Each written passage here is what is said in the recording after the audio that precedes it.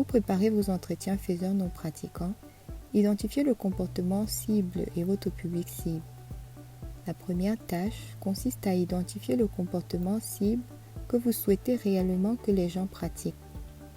Vous ne vous concentrez pas sur le mauvais comportement, mais plutôt sur la cible ou le bon comportement souhaité.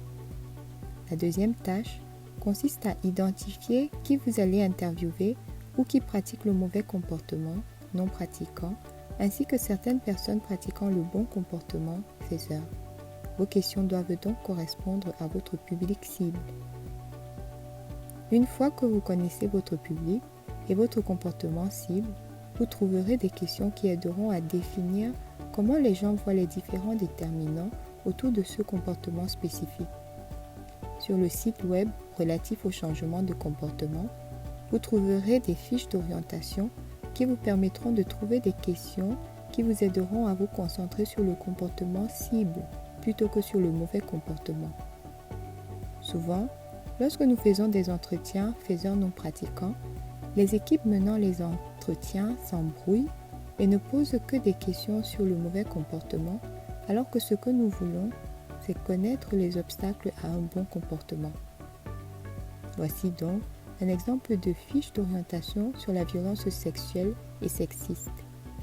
Pour le déterminant conséquences positives perçues, nous voulons toujours demander quels sont certains aspects positifs de la vie, du travail et ou du jeu dans un environnement non violent.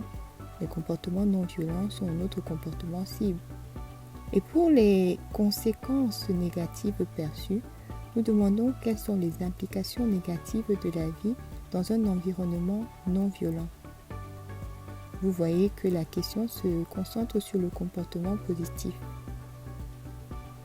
Nous nous concentrons sur ce bon comportement clé lorsque nous posons des questions relatives à chacun des déterminants.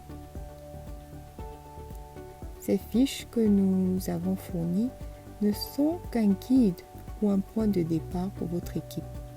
Bien sûr, vous pouvez et devez toujours adapter ces questions à votre public spécifique, à votre comportement cible spécifique et à votre contexte spécifique.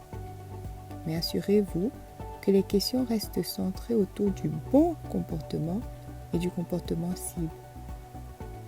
Cela vous aidera à obtenir des résultats de qualité lors de vos entretiens faiseurs non pratiquants.